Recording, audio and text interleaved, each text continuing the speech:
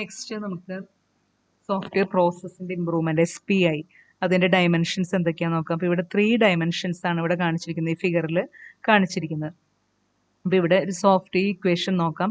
Software quality, പ്രോഡക്റ്റിൻ്റെ quality എന്ന് പറയുന്നത് അതുണ്ടാക്കാനായിട്ട് യൂസ് ചെയ്യുന്ന പ്രോസസ്സിൻ്റെ ക്വാളിറ്റീനെ ഡിപ്പെൻഡ് ചെയ്യും.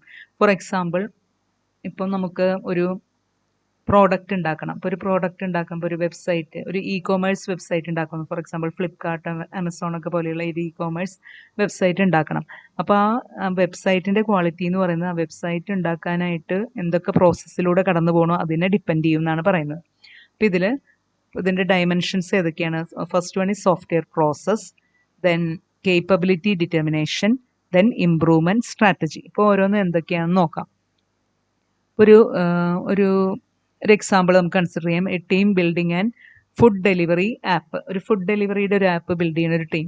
അപ്പോൾ അതിൽ വരാവുന്ന ഫുഡ് ബുക്ക് ചെയ്യണോ നമ്മൾ, ഇപ്പോൾ സ്വിഗ്ഗി, സൊമാറ്റോ അതൊക്കെ പോലെയുള്ള ഫുഡ് ഡെലിവറിയുടെ ഒരു ആപ്പ്. അപ്പോൾ അതിൽ വേണമെങ്കിൽ എന്തൊക്കെ വരാം? ഇപ്പോൾ നമ്മൾ ഒരാൾ ചെക്കൗട്ട് ചെയ്ത് കഴിഞ്ഞപ്പോൾ ആ സ്ക്രീൻ ക്രാഷായി പോണു. അപ്പോൾ അങ്ങനെയൊക്കെ വരുമ്പോൾ അതിൻ്റെ പ്രശ്നങ്ങൾ അതൊക്കെയാണ്. അല്ലെങ്കിൽ അപ്ഡേറ്റ്സ് ഒക്കെ ഭയങ്കര സ്ലോ ആണ്.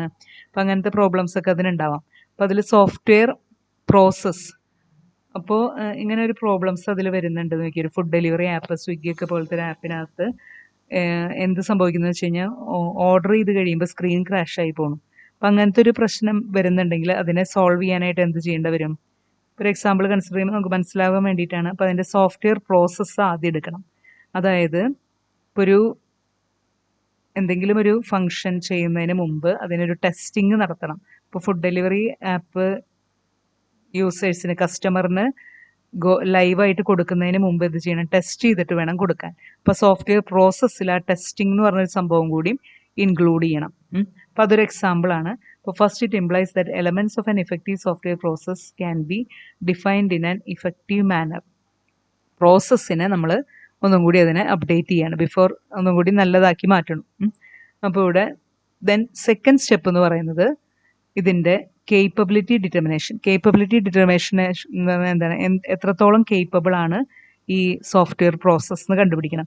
അതായത് ഇപ്പോൾ സോഫ്റ്റ്വെയർ പ്രോസസ്സിൻ്റെ കറണ്ട് സിറ്റുവേഷൻ എന്താണ്, അതായത് കറണ്ട് റിയാലിറ്റി എന്താണ്, എങ്ങനെയാണ് ടീം വർക്ക് ചെയ്തത്, ഐഡിയൽ. പിന്നെ ആ കറണ്ട് റിയാലിറ്റീനെ ഒരു സോഫ്റ്റ്വെയർ ടീം വർക്ക് ചെയ്യുന്ന കറണ്ടായിട്ട് ഇപ്പം എങ്ങനെ വർക്ക് ചെയ്യുന്നു എന്നുള്ളതിനെ ഐഡിയലായിട്ട് എങ്ങനെ വർക്ക് ചെയ്യണം അതുമായിട്ട് കമ്പയർ ചെയ്ത് നോക്കണം. അപ്പോൾ ഐഡിയലായിട്ട് എല്ലാവരും, ഐഡിയൽ എന്ന് പറഞ്ഞാൽ നന്നായി വർക്ക് ചെയ്യണം എല്ലാവരും. ഇപ്പോഴത്തെ ടീം വർക്ക് ചെയ്യുന്ന കുറച്ച് പേര് സ്ലോ ആണ്, അല്ലെങ്കിൽ കുറച്ച് പേര് അങ്ങനെ ഇത്തിരി പ്രശ്നത്തിലൊക്കെയാണ് വർക്ക് ചെയ്യുന്നത്. അപ്പോൾ ആ ഒരു കമ്പാരിസൺ ആണ് കേപ്പബിലിറ്റി ഡിറ്റർമിനേഷനിൽ വരുന്നത്. അപ്പോൾ അതായത് current reality, how your team works, it is compared with the ideal state.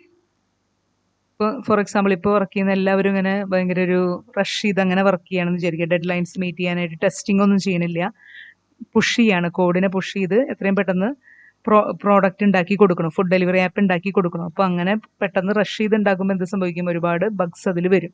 അപ്പം അങ്ങനെയൊക്കെയുള്ള എന്തൊക്കെയാണ് അതിൻ്റെ കേപ്പബിലിറ്റി എന്നുള്ളത് ഡിറ്റർമൈൻ ചെയ്യലാണ് ഈ സ്റ്റെപ്പിൽ.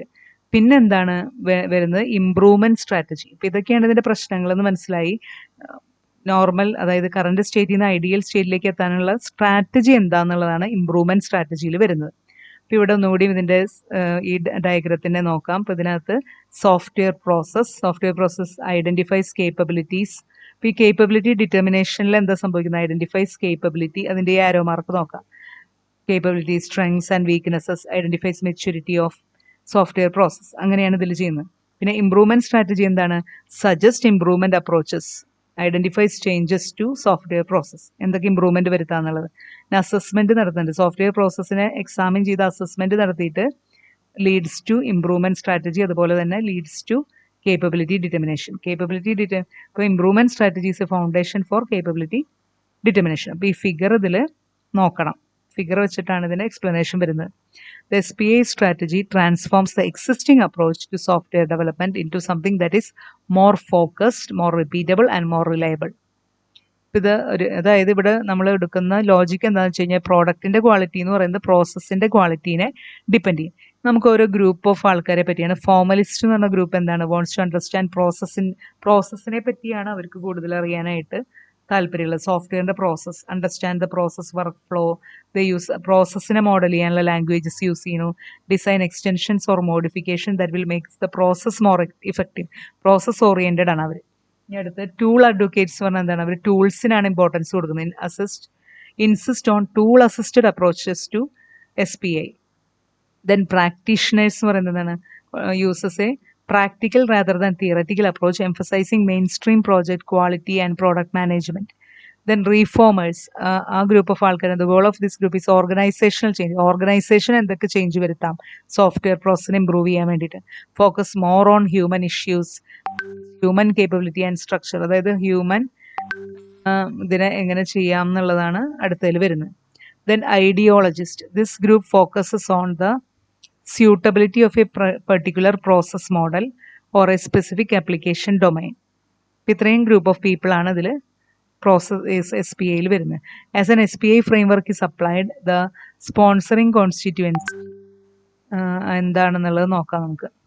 ഇപ്പോൾ ഇവിടെ സപ്പോർട്ട് ടെക്നോളജി ട്രാൻസിഷൻ, ഇതൊക്കെ നമുക്ക് ഇതിൽ സപ്പോർട്ട് ചെയ്യണം. Determine the degree to which the organisation is ready to absorb changes that are proposed and measure the degree to which changes have been adopted. ഇത്രയും കാര്യങ്ങൾ SPI framework is applied, the sponsoring constituency, ഇത്രയും mechanisms establish ചെയ്യാനായിട്ട് പറ്റണം. Then coming to the SPI process. SPI process എന്ന് പറയുമ്പോൾ അതിൽ എന്തൊക്കെയാണ് ചെയ്യുന്നത് നോക്കാം. അസസ്മെന്റ്. SPI പ്രോസസ് എന്ന് പറഞ്ഞാൽ എന്താണ്? Software process. SPI എന്ന് പറഞ്ഞാൽ എന്താണ്? Software process improvement. അപ്പം അതിന് വരുന്ന പ്രോസസ്സിൽ മെയിൻലി 6 സ്റ്റെപ്സ് അല്ലെങ്കിൽ 6 ഫാക്ടേഴ്സ് ആണ്, 6 സ്റ്റെപ്സ് ആണ് ഇതിൽ വരുന്നത്. സോഫ്റ്റ്വെയർ പ്രോസസ്സിനെ ഇമ്പ്രൂവ് ചെയ്യുക എന്ന് പറയുന്ന ഒരു സ്റ്റെപ്പ് ബൈ സ്റ്റെപ്പ് പ്രൊസീജിയറാണ്, ഒരു ഫ്രെയിം വർക്കാണത് സോഫ്റ്റ്വെയർ പ്രോസസ്സിനെ ഇമ്പ്രൂവ് ചെയ്യാനായിട്ട് യൂസ് ചെയ്യുന്നത്. ഫോർ എക്സാമ്പിൾ, ഇപ്പോൾ ഒരു ഇ-കോമേഴ്സ് വെബ്സൈറ്റ്, ഫ്ലിപ്കാർട്ട് പോലത്തെ ഒരു വെബ്സൈറ്റ് നമ്മൾ ഉണ്ടാക്കുകയാണ്. അപ്പോൾ അതിൻ്റെ സോഫ്റ്റ്വെയർ പ്രോസസ്സിനെ ആ ഉണ്ടാക്കുന്ന പ്രോസസ്സിനെ എങ്ങനെ ഇമ്പ്രൂവ് ചെയ്യാമെന്ന്. അപ്പോൾ ആദ്യം എന്ത് വേണം? അതിനെ അസസ് ചെയ്യണം, എന്നിട്ട് ഗ്യാപ്പ് അനാലിസിസ് നടത്തണം. ഗ്യാപ്പ് അനാലിസിസ് എന്ന് പറഞ്ഞാൽ എന്താണ്? ഇപ്പോൾ നമ്മൾ ഉണ്ടാക്കുന്ന ഇ-കോമേഴ്സ് വെബ്സൈറ്റ് ഉണ്ടാക്കാൻ ഉപയോഗിക്കുന്ന പ്രോസസ്സ് നമ്മളിപ്പോൾ ഇങ്ങനെ ചെയ്തുകൊണ്ടിരിക്കുകയാണ്. ചിലപ്പോൾ കുറേ ഡെവലപ്പേഴ്സൊക്കെ റഷ് ചെയ്ത് അങ്ങനെയൊക്കെ ചെയ്തുകൊണ്ടിരിക്കണം. ഈ ഐഡിയലായിട്ട് അവരെങ്ങനെയാണ് ചെയ്യേണ്ടത്? ആ ഐഡിയലും കറണ്ട് സിറ്റുവേഷനും തമ്മിലുള്ള ഡിഫറൻസിനെയാണെന്ന് പറയുന്നത് ഗ്യാപ്പ് എന്ന് പറയുന്നത്. അപ്പോൾ ആ ഗ്യാപ്പ് ആദ്യം ഐഡൻറ്റിഫൈ ചെയ്യണം. To improve your current software process without first assessing the efficacy of current framework. Starting on a long journey to a new location with no idea where you are starting. Then consistency. Then ഇവിടെ വരുന്ന next വരുന്ന education and training. അപ്പോൾ അതിനായിട്ട് എന്ത് ചെയ്യണം? Training കമ്പനികൾ training കൊടുക്കാനുള്ള courses ഒക്കെ വാങ്ങണം. കോഴ്സസ് വാങ്ങിയിട്ട് അവരുടെ എംപ്ലോയീസിന് 1 വീക്കോ 2 വീക്കോ അങ്ങനെയൊക്കെ ട്രെയിനിങ് കൊടുക്കുക. Then selection and justification. Selection and justification എന്ന് പറയുമ്പോൾ ഒരു സ്പെസിഫിക് സോഫ്റ്റ്വെയർ ടൂള് സെലക്ട് ചെയ്യാനുള്ള ജസ്റ്റിഫിക്കേഷൻ, അങ്ങനത്തെ കാര്യങ്ങൾ കൊടുക്കണം. അത് കഴിഞ്ഞിട്ട് ആ ടൂൾ ഇൻസ്റ്റാൾ ചെയ്യണം. അത് കഴിഞ്ഞിട്ട് അത് വെച്ചിട്ട് ഇവാലുവേറ്റ് ചെയ്യണം. പ്രീവിയസ് കേസും ഇപ്പോഴത്തെ എങ്ങനെയാണ് ഇത് യൂസ് ചെയ്ത് കഴിയുമ്പോൾ after a month of using this tool how it is improving or നോട്ട്ന്ന് ഇവാലുവേറ്റ് ചെയ്യണം. പിന്നെ റിസ്ക് മാനേജ്മെൻറ്റ് എങ്ങനെയാണെന്നുള്ളതും കൂടി നോക്കണം. അപ്പോൾ ഇത്രയും കാര്യങ്ങളാണ് ഇതിനകത്ത് വരുന്നത്. സോഫ്റ്റ്വെയർ പ്രോസസ്, SPI പ്രോസസ് എന്നുള്ളതിൽ വരുന്ന സ്റ്റെപ്സ് ഇതൊക്കെയാണ്.